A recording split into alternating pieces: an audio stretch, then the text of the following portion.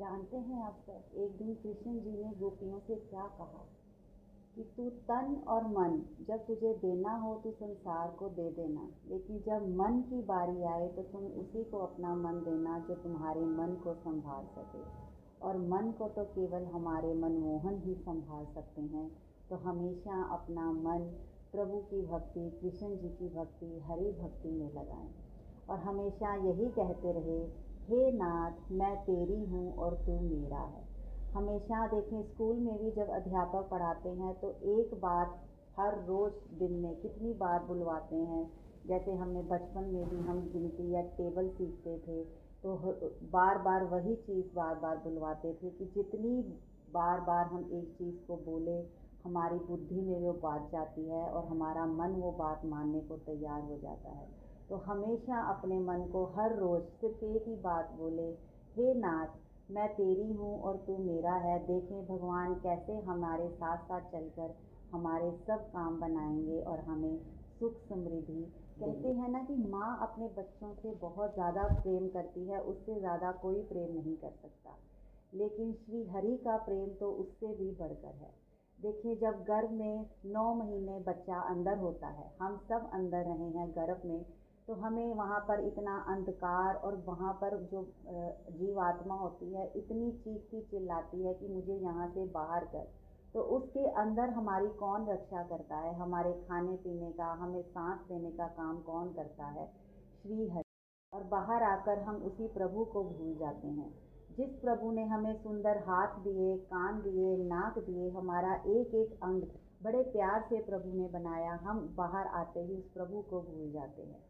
तो हमें हमेशा अपने प्रभु का स्मरण करना चाहिए, श्री कृष्ण हरि स्मरण, उस प्रभु का शुक्राना ज़रूर करना चाहिए जिसने हमें ये सुंदर हाथ, हमें आँखें, हमारा ये शरीर दिया है।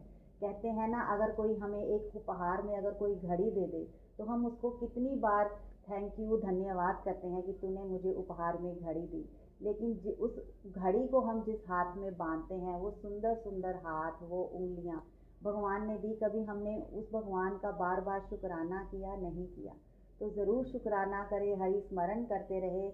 और आज चले आगे भागवत कथा पढ़ते हैं। भागवत कथा हमेशा मैं लाइव पढ़ रही हूँ, लेकिन आज मैं आप सबके लिए वीडियो में आपको कुछ अध्याय लेकर आई हूँ। तो आप भगवान कथा, भगवत कथा सुने और भगवान का शुक्र करें और ज़रूर अपनी ज़िंदगी के 10-15 मिनट अपनी ज़िंदगी के भागवत कथा को ज़रूर। मैं तेरी हूँ तू मेरा है, तेरी हूँ तू मेरा है, हे नाथ मैं तेरी हूँ तू मेरा है, मैं तेरी हूँ तू मेरा है। राधा रमन हरि बोल, मन राधा रमन हरि बोल, हरि बोल हरि बोल हरि बोल हरि, तेरा क्या लगेगा मोल। कथा का तृतीय स्कंद और आज हम कर रहे हैं 28वां अध्याय। ओम नमो भगवते वासुदेवाय नमः। मैत्रेय जी बोले, हे विदुर, इतनी कथा सुनकर देवहूति ने श्री कपिल देव जी से पूछा, हे प्रभु, जो मनुष्य श्री नारायण जी से विमुख रहते हैं उनका मरने के बाद क्या हाल होता है, ये सुनाने की कृपा करें। तो श्री कपिल देव भगवान जी बोले, हे माता, संसारी मनुष्य परिवार, घर, धन आदि माया जाल में पड़कर अपनी आयु को व्यर्थ नष्ट कर देते हैं।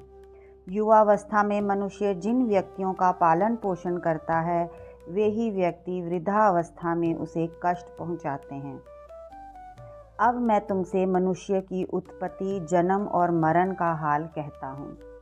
श्री नारायण जी की कृपा से स्त्री को जिस दिन गर्भ रहना होता है, उस दिन मैथुन के समय पुरुष का वीर्य स्त्री के रज के साथ मिलकर खौलने लगता है। 5वें दिन उसमें पानी के समान बुलबुला उठता है और 10वें दिन उसकी बेर के समान गांठ बंध जाती है। 15वें दिन ये गांठ मांस का पिंड बनकर कुछ लंबी तथा गोल हो जाती है। एक मास में उसमें हाथ, पांव और मस्तक के चिन्ह बनने आरंभ होते हैं। दूसरे मास में उंगलियां बनती हैं और तीसरे मास में चमड़ा एवं हड्डी का निर्माण होता है। चौथे मास में शरीर में रोएं तथा आँख, कान, आदि इंद्रियों के आकार बन जाते हैं। श्री नारायण जी की कृपा से 5वें मास में उसमें जीव आत्मा का प्रवेश हो जाता है। तब उसे भूख तथा प्यास सताने लगती है। 6वें मास में उसका मस्तक नीचे और पैर ऊपर हो जाते हैं। उस स्थिति में उसका हृदय बहुत घबराता है। 7वें महीने में उसे अपने पिछले कई जन्मों का तथा 8वें महीने में 100 जन्म पीछे का हाल याद आने लगता है। उस समय उसे ज्ञान प्राप्त होता है और वह अपने हृदय में ये विचार कर पछताने लगता है कि मैंने पिछले जन्मों में अमुक अमुक कर्म करके ऐसा दुख अथवा सुख प्राप्त किया था। उस समय श्री नारायण जी का स्मरण कर इस प्रकार विनती करने लगता है कि हे प्रभु, मैंने पिछले जन्मों में सांसारिक सुख तथा स्त्री पुत्र आदि के मोह में पड़कर अपना ज्ञान नष्ट कर दिया था। इसी से मैं इस जन्म मरण से मुक्ति नहीं पा सका। संत महात्माओं का सत्संग ना करने के कारण ही अब मैं यहाँ उल्टा लटका हुआ दुख पा रहा हूँ। तो हे प्रभु, अब आप कृपा कर मुझे इस नरक कुंड से बाहर निकाल लीजिए। मैं आपकी तन मन से सेवा करता रहूँगा। अब आप मुझ पर ऐसी कृपा कीजिए कि ये ज्ञान मुझे किसी प्रकार विस्मरण ना हो और संसार में पहुंचकर मैं ऐसा कार्य करूं जिसके द्वारा इस जन्म मरण से मैं सदैव को मुक्ति पा जाऊं। हे माता, जब 9वां अथवा 10वां मास आता है तब वायु का वेग उसे बाहर गिरा देता है। गर्भावस्था में कन्या बाईं ओर और पुत्र दाहिने ओर की कोख में रहता है। जिस समय वह पृथ्वी पर गिरकर रुदन करता है, उस समय वह श्री जगदीश्वर की माया से अपने पूर्व जन्म का ज्ञान भूल जाता है। तो देखें, जब भी बच्चा जन्म लेता है तो वो रोता है, तो इसका जगदीश्वर जी कहते हैं कि वो जगदीश्वर जी की माया ही है कि जिससे वो अपने पूर्व जन्म का ज्ञान भूल जाता है। तब वह अपनी बाल्य अवस्था में भूख प्यास लगने पर भी रोने के अतिरिक्त कुछ नहीं बोल सकता। वह बिछोने पर पड़ा पड़ा मल मूत्र आदि करता है और जब तक कोई उसे उठाता नहीं तब तक उसी में पड़ा रहकर कष्ट पाता रहता है। तदुपरांत उसके माता पिता मल मूत्र आदि धोकर उसे गोद में उठा लेते हैं। शैशव अवस्था के बाद जब वह 5 वर्ष का बालक होता है तब उसके माता पिता उसे विद्या सीखने के लिए गुरु को सौंप देते हैं। विद्या अध्ययन के समय वह मारा पीटा जाता है और अपनी इच्छा अनुसार खेलने भी नहीं जा सकता। वही बालक 16 वर्ष की अवस्था प्राप्त होने पर तरुण कहलाता है। उसी समय वह अच्छे अच्छे वस्त्र भूषण पहनता है और काम क्रोध मोह आदि में पड़कर अपने समान किसी दूसरे को नहीं समझता।